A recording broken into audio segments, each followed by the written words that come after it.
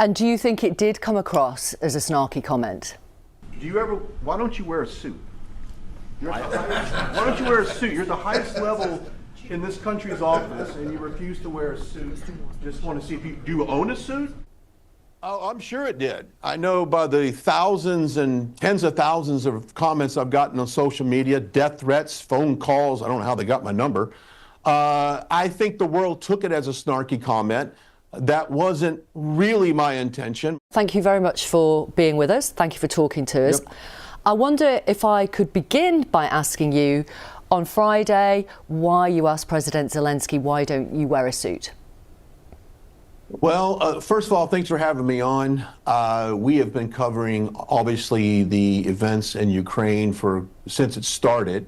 And I've been on the campaign trail with President Trump for many years. And as Americans get kind of engaged in what's going on, that was one of the questions that many Americans had, is why doesn't the President, Zelensky, wear a suit when he goes to these very high-level meetings, whether it's in the U.S., whether it's over in Europe.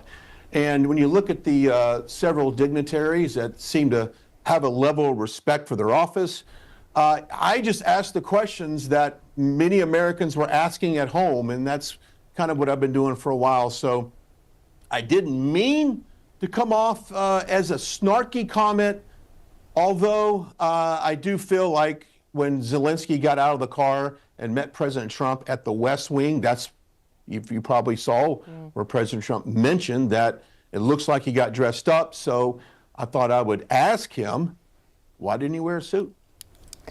And do you think it did come across as a snarky comment? Oh, I'm sure it did. I know by the thousands and tens of thousands of comments I've gotten on social media, death threats, phone calls. I don't know how they got my number. I think the world took it as a snarky comment.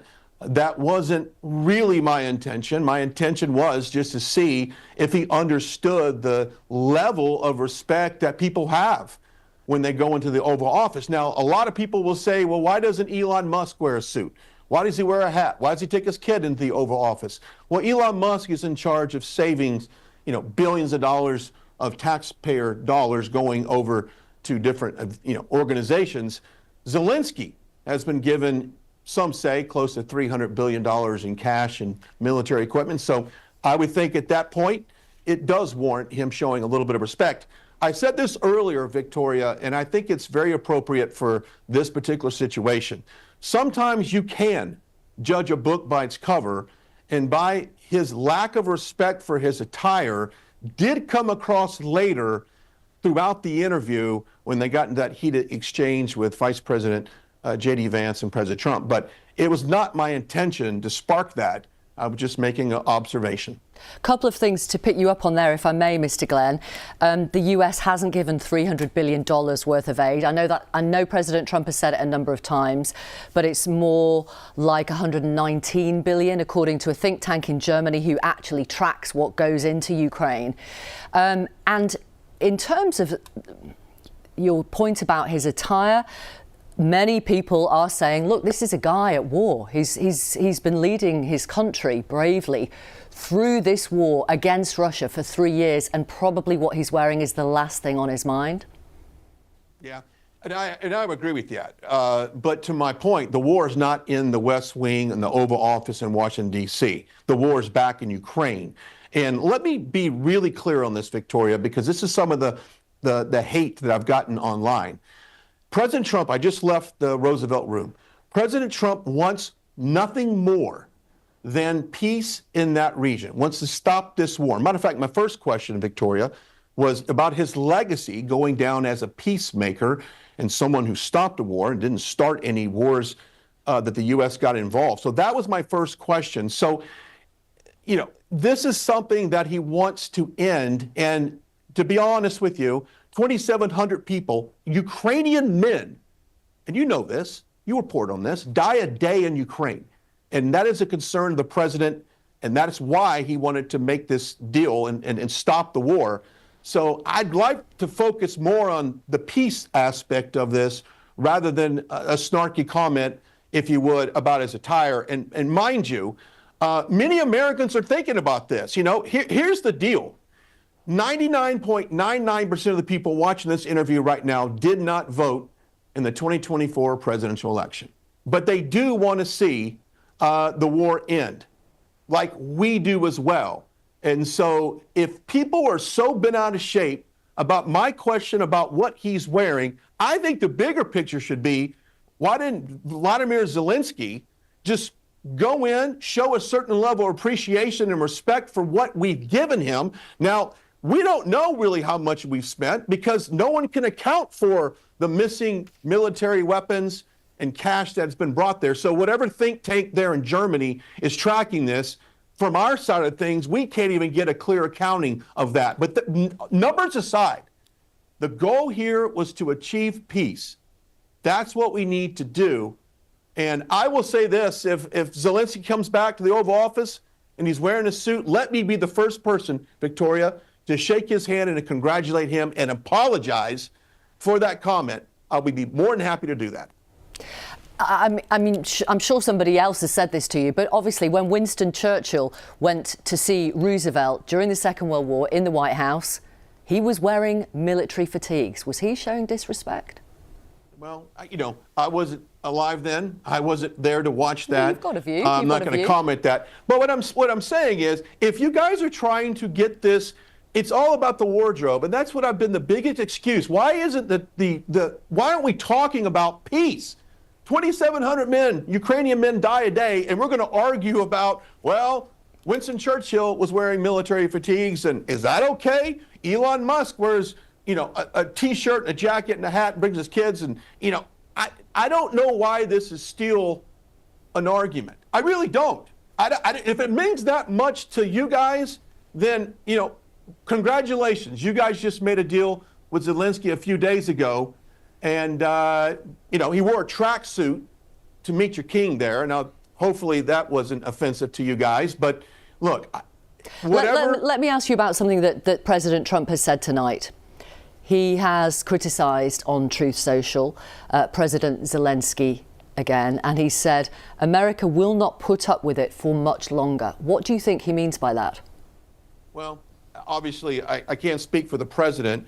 But I think that what we don't want is Zelensky to draw this thing out. Let me ask you a question. Would you like to see the war end today, right now? And I'm assuming the answer is yes. But if Zelensky views this war as some type of conveyor belt of U.S. tax dollars and money going to Ukraine with no intention of a ceasefire, then I think we all need to take a step back. But I don't know what President Trump meant by that. I know he wants peace. He said that today. He's said it before. No one wants this to go on and perhaps be World War III. None of us want that. None of us want. Let's get peace done. Let's do it. Let's get this mineral rights agreement done as well. And that is one way that U.S. can recoup the hundreds of billions of dollars that we've given Ukraine. You were there, obviously, when J.D. Vance and President Trump said what they said to President Zelensky on Friday. One political leader here in the UK, the leader of the Liberal Democrats, said President Trump and Vice President Vance were guilty of thuggery and bullying. Do you think that's fair? No, but I don't think it's fair, because if you look at the media coverage the last 4 to 6 years on President Trump, every single news outlet, not only in this country, but around the world, has bullied President Trump. They've lied about him. The American media has. I don't know about BBC, but the American media has lied about President Trump. They've done it from day one, but yet no one calls them out for, quote, bullying. So if Vice President J.D. Vance and President Trump want to ask some tough questions and put him in, front and center in front of all those cameras, that's not bullying. That's being transparent to the American people. Mind you, I really wish that perhaps President Bush would have opened up that Oval Office to the media like President Trump did, so the world could see these highly important decisions being made that could save lives. Victoria, that's what this is about. It's about saving lives and ending this war. If people's feelings get hurt and they feel like it's bullying, then maybe you're not the right person to lead a country. I'm just saying. President Trump is as tough as it gets. He represents Americans. He represents making peace in that region and around the world. And did you see President Zelensky being as tough as he gets? It can't be peace at any cost. It's got to be a sovereign Ukraine. It's got to be backed by US security guarantees, or else President Putin will be right back in there. Well, we don't necessarily know that, because I think when President Trump gets involved with the deal, you see the absolute fear on the faces of people involved. So if this deal is done and there's no troops on the ground for security, kind of a backstop, if you will, Victoria, in all due respect, I think the world has seen a weak Joe Biden, and they have seen how the U.S. has not stood up to the adversaries in the world. So if President Trump makes a deal and says, you will not invade Ukraine, this thing is over, Victoria, they're not going to do it. We don't need to keep putting people and resources and spending money for people on the ground. It's over. I think the respect for the world they have for, I mean, look at the events on October 7th in Israel. That would have never happened if President Trump was in office. So if President Trump is in office, Vladimir Putin is not going to invade Ukraine. It's over. Get the deal done, get peace, and let's move on and rebuild and help those people suffering in Ukraine. Women, children, babies, a whole generation of men are being wiped out right now. And that's concerning for everyone. That's the biggest point I want to make here, Victoria. We need peace in that region. We cannot go to a World War III if anything escalates any further.